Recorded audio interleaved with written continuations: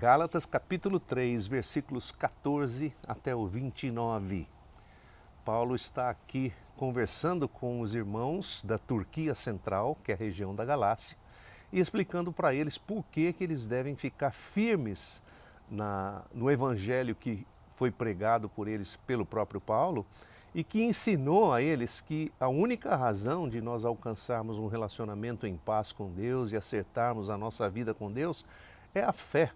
Não é o nosso trabalho, não é a nossa obra, não é a nossa performance, não são a nossa atitude ou nossa religiosidade cheia de regras, mas é a fé no Messias. Ele morreu por nós e essa morte, que substitui a nossa morte, nos trouxe vida. Muito bem, nós terminamos assim a semana passada.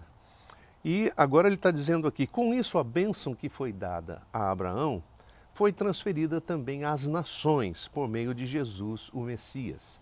Ele vai explicar por quê daqui a pouquinho, mas o que ele está dizendo simplesmente aqui é que a bênção de Deus não é apenas para nosso proveito. Toda vez que Deus nos abençoa, ele tem um propósito maior por trás disso. A bênção de Deus serve e nos abençoa para que nós possamos abençoar. Deus nos abençoa para nós sermos abençoadores. É exatamente isso que ele faz com Abraão. E quando ele faz isso, ele diz para Abraão: Abraão, eu estou abençoando você. Abençoo você, abençoo a sua descendência. Em você serão benditas todas as nações da terra. Interessante porque nós vemos que, nós estávamos vendo na semana passada que se você não seguir a lei, você é maldito. E se você for pendurado numa cruz, você é maldito também.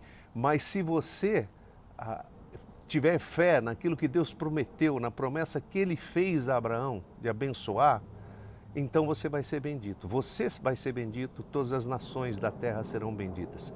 É um princípio muito importante para a gente gravar no coração aqui. Todo presente que a gente recebe de Deus, toda bênção que a gente recebe de Deus, todo favor, toda coisa boa, não é apenas para nosso proveito. Claro que nós aproveitamos e claro que nós gostamos de presente, de graça, de favor. Todos gostam de ser favorecidos. Mas o favor de Deus tem um propósito maior. É de favorecer outras pessoas. Muito bem. Assim, ele continua dizendo, a presença do Espírito veio até as nossas vidas por meio da fé. Ou seja, foi a confiança em Deus que trouxe para dentro da nossa vida o Espírito Santo, a presença do Espírito Santo, não é? Deixe-me dar, meus irmãos, um exemplo até mais simples. O que vale no homem é a sua palavra. Ele vai dar um exemplo mais simples para a gente entender que é a fé e não as obras religiosas que nos aproximam de Deus e que nos fazem estar em paz, em harmonia com Deus, né? Ele diz assim, vai dar um exemplo mais simples. O que vale no homem é a sua palavra. Quando alguém faz um acordo e outra pessoa o confirma, ninguém pode acrescentar nem anular o combinado. Eu me lembro de ter um amigo com quem eu fazia produções musicais lá em Campinas e sempre que a gente entrava em alguma discussão por causa de dinheiro, eu falava, não, mas isso aí está muito caro e era uma coisa que a gente já tinha combinado que seria o preço.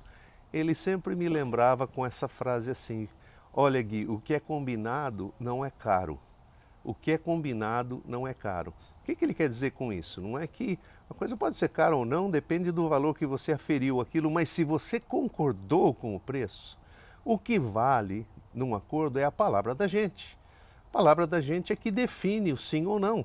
É a palavra da gente, no caso de uma situação mais oficial, então a gente não só diz a nossa palavra, mas a gente assina embaixo. A nossa assinatura significa eu concordei com isso, eu atesto que eu concordei, estou falando aqui que eu concordei e eu assino para dizer que eu concordei e que amanhã eu não vou mudar de ideia e falar assim, não, mas não é assim mais não. Então, muito bem, o que vale na vida de um homem é a sua palavra. Quando alguém faz um acordo, ninguém pode acrescentar ou tirar do que foi combinado, tá certo? Veja o que dizia a promessa feita a Abraão. Essa promessa é para Abraão e seu descendente. Isso que a Bíblia diz lá quando Deus faz a promessa para Abraão. É para você e seu descendente. Preste atenção que a promessa não diz seus descendentes, no plural, como se fossem muitos. A promessa é para um só, o descendente de Abraão, o Messias, o ungido. O que ele está querendo dizer aqui é que a promessa da bênção de Deus não é para todos judeus, aqueles que são filhos de Abraão por descendência legítima, de carne e osso, mas a promessa é para o descendente, é para o Messias, é que através daquela nação seria dado ao mundo o Messias, que era judeu, nascido dos judeus, nascido no meio de Israel, e que era o ungido de Deus. A bênção vem através do descendente. Digo mais uma vez, as regras religiosas da aliança que Deus fez com os judeus através de Moisés vieram 430 anos depois da promessa feita a Abraão, e sendo assim não tem autoridade para modificar ou cancelar aquela promessa. Ele acabou de dizer, o que vale é a promessa. Agora, Deus fez uma promessa.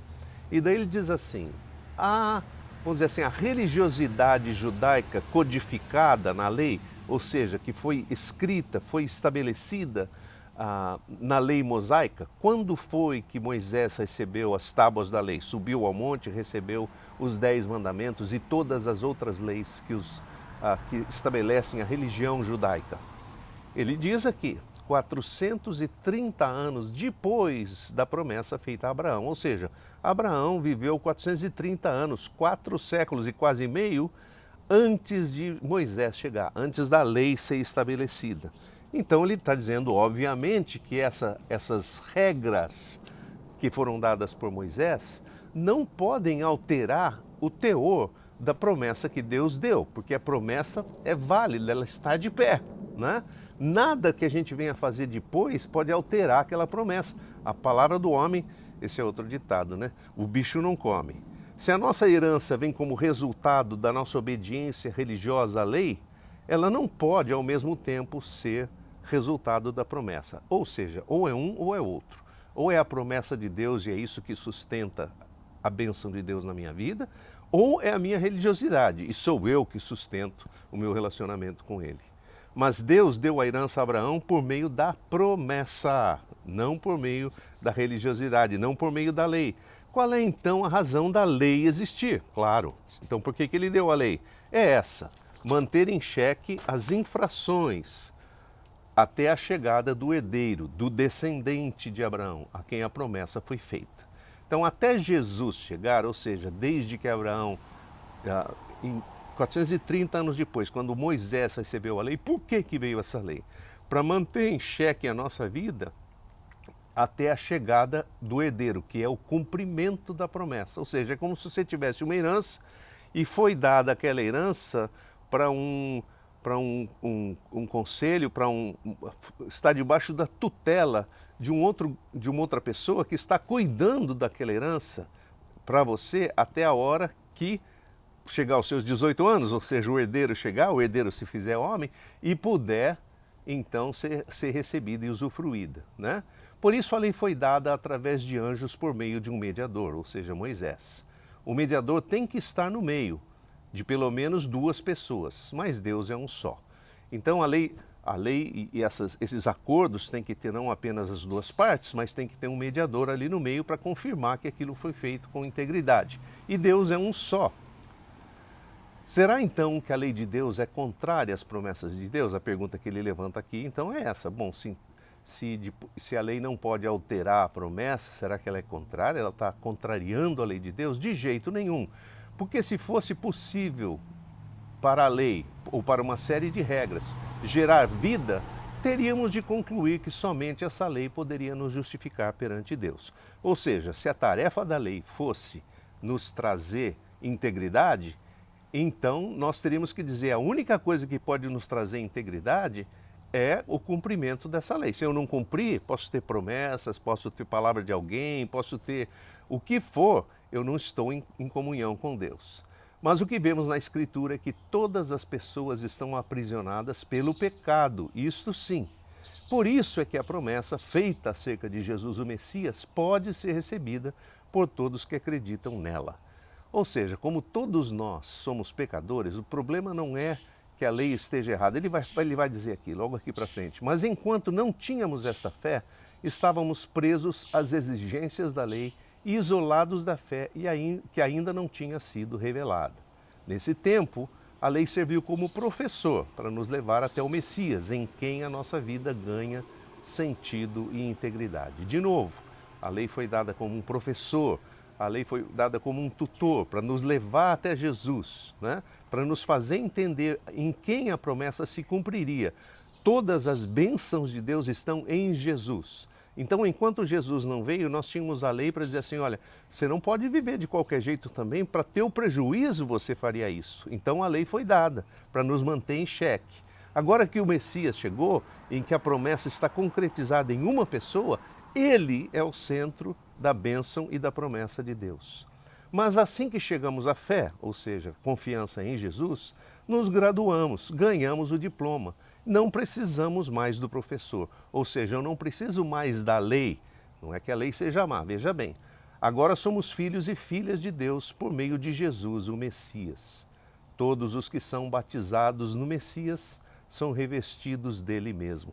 Esse aqui é o sentido do batismo. Eu estou dentro do Messias. Como a bênção é para ele, no momento em que eu estou dentro dele, eu estou debaixo dessa bênção, né? Já não importa mais se somos judeus ou gregos, se somos escravos ou livres, se somos homens ou mulheres. A nossa roupa, a nossa unidade é Jesus, o Messias. Revestidos do Messias, somos de fato descendência de Abraão e herdeiros conforme a promessa. Muita coisa para falar aí, não dá tempo em falar em 10, 12 minutinhos aí para você, tá bom? Boa semana, Deus te abençoe, logo temos mais.